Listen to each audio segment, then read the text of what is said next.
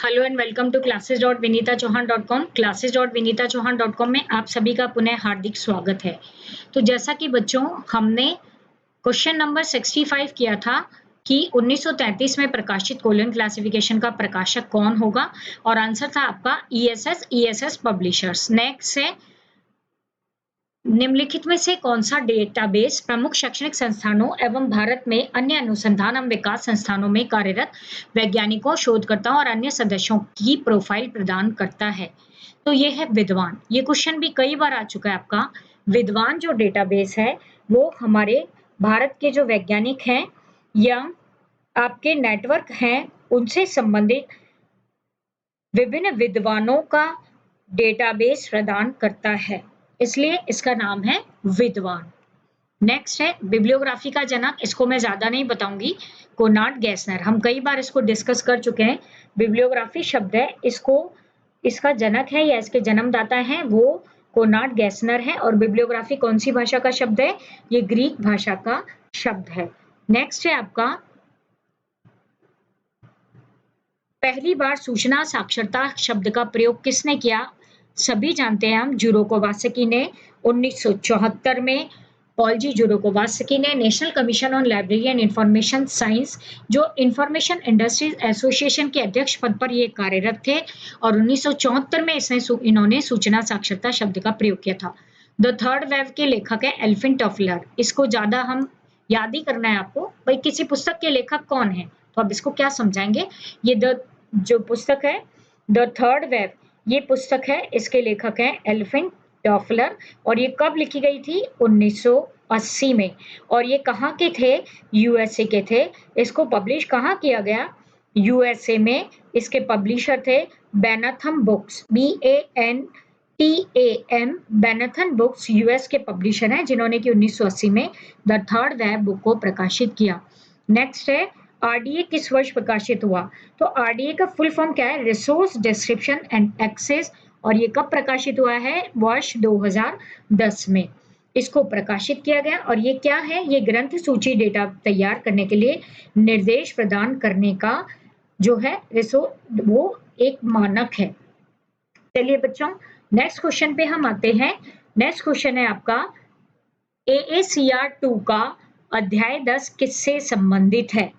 AACR2 है, इसका अध्याय 10 है, वो 3 आयामी कलाकृतियों या 3 डायमेंशन आर्टिफैक्ट्स के से संबंधित है। AACR2 की बात कर रहे हैं हम। तो AACR2 का अध्याय 10 3 आयामी कलाकृतियों से संबंधित है। नोट डाउन कर लीजिए। अध्याय 9 किससे संबंधित है? मशीन पठनीय डेटाबेस से। अध्याय 8 किससे संबंधित है? ग्राफिक सामग्री से। अध्याय 6 ध्वनि रिकॉर्डिंग या साउंड रिकॉर्डिंग से संबंधित है। साउंड रिकॉर्डिंग अध्याय 6, ग्राफिक मटेरियल अध्याय 8 एंड मशीन रीडेबल डेटाबेस अध्याय 9। तो ये कुछ इंपॉर्टेंट अध्याय भी मैंने साथ साथ में आपको बता दिए जो पूछे जा सकते हैं। क्वेश्चन नंबर 72 है, किसके अनुसार प्रबंधन अन्य लोगों के प्रयासों से परिणामों की प्राप्ति है? तो इसका आंसर है बच्चों लॉरेंस एप्ली, यानी कि आंसर हो गया आपका डी। जो लॉरेंस एप्ली हैं उन्होंने इस जो कथन है इसको कहा था, ठीक है। उन्होंने कहा कि प्रबंधन वह प्रक्रिया है जिसमें संगठन में घोषित उद्देश्य को प्राप्त करने के लिए मानव प्रयासों को नियंत्रण करने के लिए, यानी मानव की जो आप प्रयास कर रहा है, जो मानव की प्रयास है उसके लिए नियोजन, आयोजन, स्टाफ निर्देशन आदि को इसमें उन्होंने शामिल किया। नेक्स्ट है लोगों के बारे में बुनियादी धारणाएं और काम के प्रति दृष्टिकोण के आधार पर थ्योरी एक्स और वाई किसने बनाई है? ये बनाई है डगलस मैकग्रेगर। आपका ज्यादातर प्रश्न यही पूछा जाता है, थ्योरी एक्स और वाई के निर्माता या प्रतिपादक कौन है? आंसर है आपका डगलस मैकग्रेगर। इन्होंने डगलस मैकग्रेगर जब वे 1950 के दशक में MIT Sloan School of Management में कार्य कर रहे थे, ठीक है, उस दौरान 50 के दशक यानी 50 से 60 के दौरान उन्होंने यह थ्योरी विकसित की थी। नेक्स्ट है डॉक्यूमेंटेशन शब्द को किसने प्रतिपादित किया? तो बच्चों डॉक्यूमेंटेशन शब्द को प्रतिपादित किसने किया है? पॉल ऑटलेट ने, ठीक है। पॉल ऑटलेट 1868 में ये पैदा हुए थे। इन्होंने यूडीसी को भी निर्माण करने में इनका प्रमुख योगदान रहा है और इन्होंने ही डॉक्यूमेंटेशन या प्रलेखन शब्द को बनाया। सबसे पहले आया था संदर्भ, उसके बाद आया प्रलेखन या डॉक्यूमेंटेशन, उसके बाद आई थी आपकी सूचना, देन आपके सूचना समाज, उसके बाद सूचना साक्षरता। इस तरह मैंने आपको एक वीडियो में बताया भी है। फार्मिंगटन प्लान संबंधित है पुस्तकालय सहयोग या लाइब्रेरी कोऑपरेशन से। तो फार्मिंगटन प्लान है ये 1948 में एक ऐसा प्लान था जिसके अंतर्गत विदेशी पुस्तकों के महंगे संस्करणों को विभिन्न शोध पुस्तकालयों के पुस्तकालयाध्यक्षों द्वारा मिलजुल कर खरीदने की योजना बनाई थी और ये क्या था? पुस्तकालय सहयोग। इसका वर्तमान नाम क्या है? रिसोर्स शेयरिंग या संसाधन सहभागिता। आपका ये प्रश्न भी पूछा जाता है, पुस्तकालय सहयोग का वर्तमान नाम क्या है? संसाधन सहभागिता। या संसाधन सहभागिता का पूर्व नाम क्या था? तो वो क्या था बच्चों? Resource sharing. नेक्स्ट है आपका, निम्न में से अमेल को बताइए। तो जो ये आपको काउकाफ सिद्धांत दिख रहा है, वॉल पिक्चर सिद्धांत दिख रहा है, होल ऑर्गन सिद्धांत दिख रहा है, ये है फैसेट सीक्वेंस के सिद्धांत, प्रिंसिपल ऑफ फैसेट सीक्वेंस। और जो ये ऑस्मोसिस का सिद्धांत है, ये पुनर्वर्गीकरण का सिद्धांत है। नोट डाउन कर लीजिए बच्चों, ये भी पूछा जा सकता है आपसे, निम्नलिखित में से कौन सा सिद्धांत रिक्लासिफिकेशन से संबंधित है? तो आंसर है ऑस्मोसिस का सिद्धांत, या ऑस्मोसिस का सिद्धांत संबंधित है पुनर्वर्गीकरण से। Cow calf, wall picture, whole organ और action act and tool principle, ये चार प्रिंसिपल हैं फैसेट सीक्वेंस या पक्ष अनुक्रम के, ये सिद्धांत है। चलिए बच्चों, हम पहुंच गए क्वेश्चन नंबर 77 पे। फेयर यूज का संबंध है कॉपीराइट से। याद कर लीजिए इसको, जो फेयर यूज है इसका संबंध किससे है? इसका संबंध कॉपीराइट से है। मतलब कि इसका सामान्य अर्थ होता है एक उचित उपयोग, एक सीमित परिवर्तन उद्देश्य के लिए कॉपीराइट सामग्री की नकल नहीं होनी चाहिए। ठीक है बच्चों। नेक्स्ट है, इसके लिए आपको कॉपीराइटर से अनुमति लेकर ही ये काम करना चाहिए। नेक्स्ट है, निम्न में से कौन सा नेटवर्क प्रोटोकॉल नहीं है? तो आंसर है आपका Z39.50। Z39.50 है, ये क्लाइंट सर्वर प्रोटोकॉल है, ये नेटवर्क प्रोटोकॉल नहीं है। टीसी आपका HTTP है, यह है hyper text transfer protocol. SMTP है simple mail transfer protocol. TCP IP transmission control protocol oblique internet protocol. ठीक है, ये सारे आपके नेटवर्किंग प्रोटोकॉल है और बाकी जो Z39.50 है ये क्लाइंट सर्वर प्रोटोकॉल है। नेक्स्ट है, यूनिवर्सल बिब्लियोग्राफिकल कंट्रोल प्रोग्राम है। यूबीसी किसका प्रोग्राम है? इसमें आंसर गलत दिया हुआ है, यूबीसी प्रोग्राम है इफला का। यूबीसी किसका प्रोग्राम है बच्चों? इफला का प्रोग्राम है। International federation of library association ने यूबीसी प्रोग्राम शुरू किया है। ठीक है, 1974 के दौरान इस इफला ने यूबीसी के लिए एक कार्यालय भी स्थापित किया था। नेक्स्ट है पीओपी स्टैंड फॉर। पीओपी, ये पिछले क्वेश्चन जब मैंने कराया इसी का पहला पार्ट उसमें आया था। पीओपी क्या था आपका? Post office protocol. पीओपी का फुल फॉर्म क्या है? Post office protocol. ये ईमेल संचार के पीछे प्राथमिक प्रोटोकॉल है। पीओ ये क्या है? क्लाइंट सॉफ्टवेयर क्लाइंट के माध्यम से कार्य करता है और पीओपी ईमेल सर्वर से कनेक्ट करके प्राप्तकर्ता के कंप्यूटर मशीन को ईमेल संदेश डाउनलोड करने के लिए एकीकृत करता है। पीओपी नेटवर्क कनेक्शन के लिए TCP/IP प्रोटोकॉल का उपयोग करता है और ईमेल संचार के लिए सरल मेल ट्रांसफर प्रोटोकॉल या simple SMTP simple mail transfer protocol का प्रयोग करता है। नेक्स्ट है बच्चों, निम्न में से कौन सा ओपन सोर्स सॉफ्टवेयर नहीं है? तो आपका जो ओपन सोर्स सॉफ्टवेयर नहीं है वो है आपका इसमें लिपसूट। लिपसूट है, ये आपका ओपन सोर्स सॉफ्टवेयर नहीं है। ठीक है बच्चों, बाकी तीनों जो है ये आपके ओपन सोर्स सॉफ्टवेयर हैं। ग्रीन स्टोन है, वो इंटरनेट पर CD रोम पर डिजिटल लाइब्रेरी, ग्रीन स्टोन क्या है? डिजिटल लाइब्रेरी सॉफ्टवेयर है। ओपन सोर्स सॉफ्टवेयर है। न्यू जेनलिब है, उसको वर्सेस सॉल्यूशन VERSUS सॉल्यूशन के द्वारा विकसित किया गया और ये भी इंटीग्रेटेड लाइब्रेरी मैनेजमेंट सॉफ्टवेयर है, ठीक है। और आपका जो न्यू जेनलिब है इसको 2008 में GNU GPL के तहत विकसित किया गया था। ड्रूपल क्या है? ये प्रोजेक्ट ओपन सोर्स सॉफ्टवेयर है, ठीक है, और ये GNU GPL के तहत लाइसेंस फीस के लिए वितरित किया जाता है। नेक्स्ट है आपका, वर्तमान में वेब ऑफ साइंस किसका उत्पाद है? क्लेवरेट का। वेब ऑफ साइंस वर्तमान में किसका उत्पाद है? तो वेब ऑफ साइंस है, ये एक अभी इस समय में क्लेवरेट का उत्पाद है, ठीक है। ये मूल रूप से जब प्रकाशित हुआ तो institute of scientific information Philadelphia द्वारा निर्मित किया गया था। नेक्स्ट है, मिलियन बुक प्रोजेक्ट किसने शुरू किया? तो हम सभी जानते हैं मिलियन बुक प्रोजेक्ट शुरू किया गया था कार्नेगी मेलन यूनिवर्सिटी के द्वारा। इसको 2007-8 में इस यूनिवर्सिटी के द्वारा शुरू किया गया था और ये क्या थी? ये पुस्तक डिजिटलीकरण की परियोजना थी। नेक्स्ट है आपका, 2006 में पुनर्मुद्रित पुस्तक 5 लॉज ऑफ लाइब्रेरी साइंस के प्रकाशक हैं, वो हैं सीरियल्स।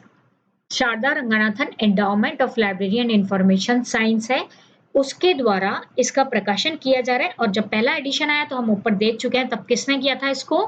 अच्छा, इसका कॉपीराइट सीरियल्स के पास है और जब पहला एडिशन आया तो इसका कॉपीराइट था मद्रास यूनिवर्सिटी के पास। नेक्स्ट है, DESIDOC journal of library and information technology की आवधिकता ये द्विमासिक है, 2 माह में एक बार प्रकाशित होता है। और बच्चों इसको याद कर लीजिए, ये डेसीडॉक का ही है, ज्यादातर या तो मासिक है या तो त्रैमासिक है या अर्धवार्षिक या वार्षिक है। एकमात्र डेसीडॉक एक संस्था है जिसका library and information science technology का जो इंडेक्स है उसकी अवधि क्या है? द्विमासिक, ठीक है। नेक्स्ट है, इसको पहले किस नाम से जाना जाता था? DESIDOC bulletin of information technology के नाम से इसको जाना जाता था। नेक्स्ट क्वेश्चन है आपका, मैग्रो हिल एनसाइक्लोपीडिया के ऑनलाइन संस्करण का नाम क्या है? इसका नाम है एक्सेस साइंस। ऑनलाइन संस्करण का नाम क्या है? Access science. एक्सेस साइंस क्या है? ये एक आधिकारिक और गतिशील ऑनलाइन प्रकाशन है जिसमें सभी प्रमुख वैज्ञानिक विषयों को कवर करते हुए सामग्री को इसके अंतर्गत प्रदान किया जाता है, जो वैज्ञानिकों के जानकारी को प्रदर्शित और व्याख्यायित करती है। नेक्स्ट है आपका, वर्ड ऑफ लर्निंग कहाँ से प्रकाशित होती है? आपकी जो वर्ड ऑफ लर्निंग है इसका प्रकाशन कहाँ से किया जाता है? तो इसका प्रकाशन होता है लंदन से। इसका प्रकाशन कहाँ से होता है? इसका प्रकाशन लंदन से यूरोपा वर्ड ऑफ लर्निंग विश्व के द्वारा, यूरोपा वर्ड ऑफ लर्निंग के द्वारा इसका प्रकाशन किया जाता है, ठीक है। इसके निर्माता अभी वर्तमान में इसके निर्माता कौन है? रूटलेज, टेलर और फ्रांसिस ग्रुप हैं। वर्तमान में रूटलेज ROUTLEDGE, रूटलेज, टेलर और फ्रांसिस ग्रुप इसके वर्तमान के निर्माता हैं। नेक्स्ट है आपका, इन्फ्लिबनेट न्यूज़लेटर का प्रकाशन मूल रूप से कब शुरू किया गया था? तो इन्फ्लिबनेट न्यूज़लेटर का जो प्रकाशन है इन्फ्लिबनेट वो शुरू किया गया था मूल रूप से 1995 में, 1995 में। बच्चों इन्फ्लिबनेट की स्थापना 1991 में की गई थी, ठीक है। और इसके द्वारा न्यूज़लेटर का प्रकाशन 1995 में त्रैमासिक रूप से शुरू किया गया था। और इसके अगर अभी तक हम देखें तो इसके 28 वॉल्यूम प्रकाशित किए जा चुके हैं। 26वां आया था 2018 में, 27वां 2019 में और 28वां 2020 में। नेक्स्ट है आपका, सॉरी ये मैंने गलत बोल दिया बच्चों, ये त्रैमासिक है। त्रैमासिक है तो इसका 26वां वॉल्यूम आया था 2018 में, ठीक है। क्वेश्चन नंबर 88, ये त्रैमासिक है और 2018 में आया था इसका 26वां वॉल्यूम। नेक्स्ट है आपका, फोनिक शेड्यूल किसका है? DDC का। फोनिक्स का मतलब क्या होता है? अनुसूची ऐसी अनुसूची जिसको लगातार अद्यतन या अपडेट किया जाता रहा हो, that is called phonic schedule. और ये किसके पार्ट है? ये पार्ट है डीडीसी या डीवी डेसिमल क्लासिफिकेशन का। ठीक है, इसके अंतर्गत जो कुछ कार्यक्रम पुराने हैं उनको पूरी तरीके से नए वर्गीकरण के जो नए नंबर हैं, नए विषय उनके साथ बदल दिया जाता है और एक नया शेड्यूल तैयार होता है। तो पुराने शेड्यूल को फोनिक शेड्यूल कहा जाता है। मतलब अपडेशन है, लगातार अपडेशन हो रहा है, वो कहा जाता है। फोनिक शेड्यूल का पहली बार प्रयोग किया था डीडीसी के 15वें संस्करण से शुरू हो गया था, लेकिन बच्चों ये आया था वो 16वें संशोधन में, इसको मतलब लागू किया जा चुका था पूरी तरीके से। तो इसका आंसर 16वां संस्करण ही होगा। नेक्स्ट है एनसाइक्लोपीडिया ब्रिटानिका का प्रथम संस्करण कितने भागों में प्रकाशित हुआ था? तो हम जानते हैं कि ये प्रकाशित हुआ था 3 भागों में, 3 खंडों में, 3 वॉल्यूम में प्रकाशित हुआ था 1768 से 1971 के बीच। इसको हम बहुत डिस्कस कर चुके हैं बच्चों। नेक्स्ट है आपका किस वर्ष इंडियन साइंस एब्स्ट्रैक्ट का प्रकाशन शुरू हुआ? तो इंडियन साइंस एब्स्ट्रैक्ट का प्रकाशन शुरू किया गया था national institute of science communication and information resources यानी निस्केयर के द्वारा।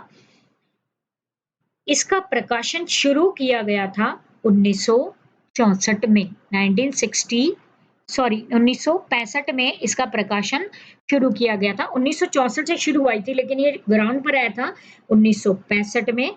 ठीक है, इंडियन साइंस एब्स्ट्रैक्ट आया था 1965 में। Annuls of library and information science ये क्वार्टरली ये आई थी 1954 में। ये भी निस्केयर का ही प्रकाशन के अंतर्गत ही आता है। और निस्केयर जैसा कि आप जानते ही हैं, निस्केयर को इंसडॉक और निस्कॉम को मिलाकर बनाया गया था। पुस्तक गाइड टू रेफरेंस मटेरियल के लेखक कौन है? इसके लेखक हैं A J Walford. Guide to reference material जो पुस्तक है इसके लेखक हैं एजे वॉलफोर्ड। नेक्स्ट है बच्चों, निम्न में से कौन सा भारत सरकार का क्लाउड है? मेघराज। जिसको आपको याद कर लेना है। भारत सरकार का जो आपका भारत सरकार का क्लाउड है दैट इज मेघराज। ठीक है, नेक्स्ट है ई ग्रंथालय सॉफ्टवेयर को किसने डेवलप किया है? आंसर है निक। एनआईसी के द्वारा इसको डेवलप किया गया है ई ग्रंथालय सॉफ्टवेयर को का। ये सरकारी लाइब्रेरी का सॉफ्टवेयर है, लाइब्रेरी ऑटोमेशन सॉफ्टवेयर है जो फ्री ऑफ कॉस्ट उपलब्ध है। ठीक है बच्चों, इसको किसने शुरू किया था? नेशनल इंफॉर्मेटिक्स सेंटर के द्वारा।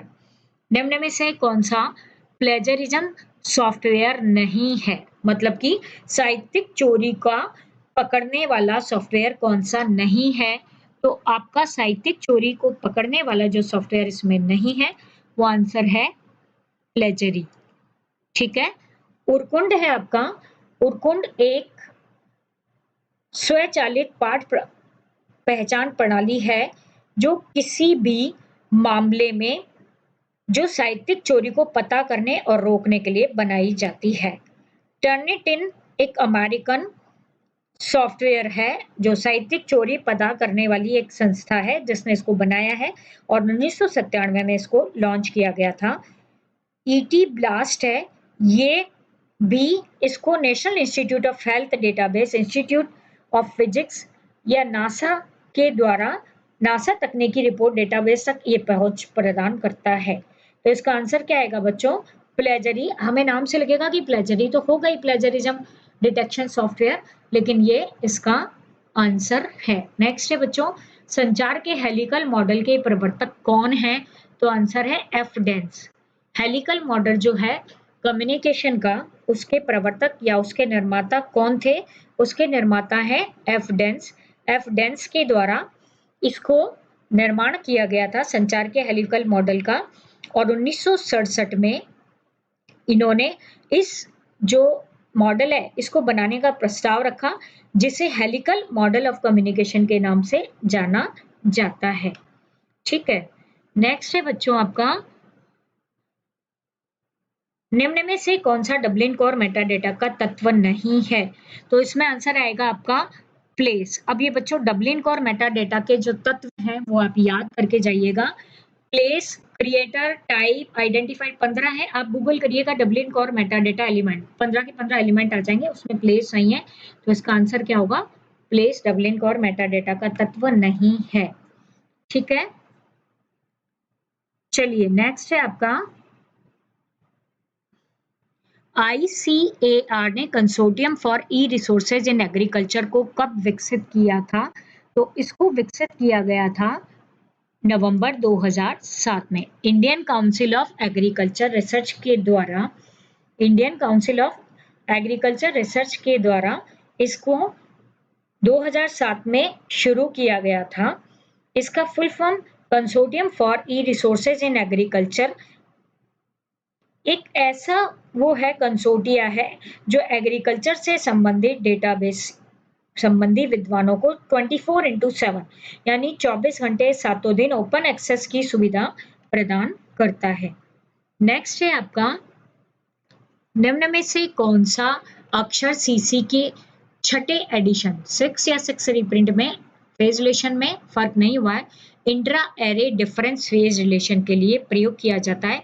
तो आंसर होगा स्मॉल w। बच्चों फेज रिलेशन की आप ये टेबल याद करके जाइएगा। पहला है इंटर सब्जेक्ट ABCD इस तरीके से, फिर JKMNR, फिर उसके बाद में लास्ट में है इंट्रा एरे फेज रिलेशन। तो ये कह रहा है इंट्रा एरे फेज रिलेशन, तो ये शुरू ही intra array difference phase relation में स्मॉल w का प्रयोग किया जाएगा। सबसे पहले होगा इंट्रा एरे का जनरल, फिर उसके बाद में होगा उसका बायस, देन होगा कंपैरिजन, देन होगा डिफरेंस। TUVWY, तो TUVW, T है आपका जनरल, U है आपका बायस, V है comparison and W TUVWY, Y आपका इन्फ्लुएंस के लिए। इसको आप याद करके जाइएगा, मैं ऐसे समझाऊंगी आप कंफ्यूज हो जाएंगे। आप फेज रिलेशन की आप टेबल देखें और वहां से आपको ये समझ जाएगा। 2.16 या शायद 2. इसी तरीके से है, 2.16 नहीं,